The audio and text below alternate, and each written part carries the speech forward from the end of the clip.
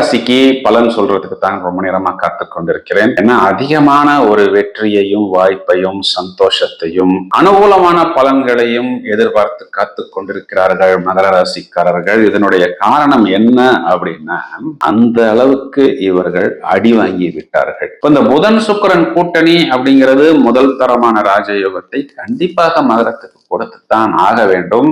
ஏன்னா அது இயல்பாவே அப்படியே பார்த்தோம் அப்படின்னா இவர்களுக்கு அது 9-10 கூட்டணியாக வருகிறது. அது தர்ம கர்மாதிபதி யோகம். இந்த யோகம் இவர்களுடைய வாக்குஸ்தானத்தில், அது குருவின் பார்வையில், அது ராகுவுடன் சேரும் பொழுது, ராகு பொதுவா 2ஆம் இடத்துல இருந்தாருன்னா அவர் நிறைய சேட்டைகள் பண்ணுவாரு. ஆனா இந்த இடத்தில் அவரால் செய்ய முடியாது. இதன் காரணம் அவர் குருவின் பார்வை. இந்த கூட்டணி முதல்ல செவ்வாயோடைய நட்சத்திரம் அப்படிங்கும் போது இவர்களுக்கு லாபம் பிளஸ் இடம் பூமி சம்பந்தப்பட்ட விஷயங்களில் அபிவிருத்தி. இப்ப எங்கெல்லாம் இடம் பூமியில இவர்களுக்கு லாபம் வரவில்லையோ, எங்கெல்லாம் இடம் பூமி சம்பந்தப்பட்ட விஷயங்கள் எல்லாம் பாதியில் நிற்கிறதோ, அதுல எல்லாம் ஒரு மேன்மை, ஒரு அப்ரூவல் கிடைக்கல, இந்த மாதிரி ஒரு பில்டிங் எந்திரிக்கல, பினிஷ் ஆகல, எல்லாம் முடிஞ்சிருச்சு பிரதர், எலக்ட்ரிக்கல் வரல பிரதர், கரண்ட் வந்தா தானே பிரதர் வண்டி நடக்கும், இப்படின்னு எல்லாம் சொல்லக்கூடிய நபர்களுக்கு சூரியன் உள்ள வரும்போது அங்க கரண்ட் வந்து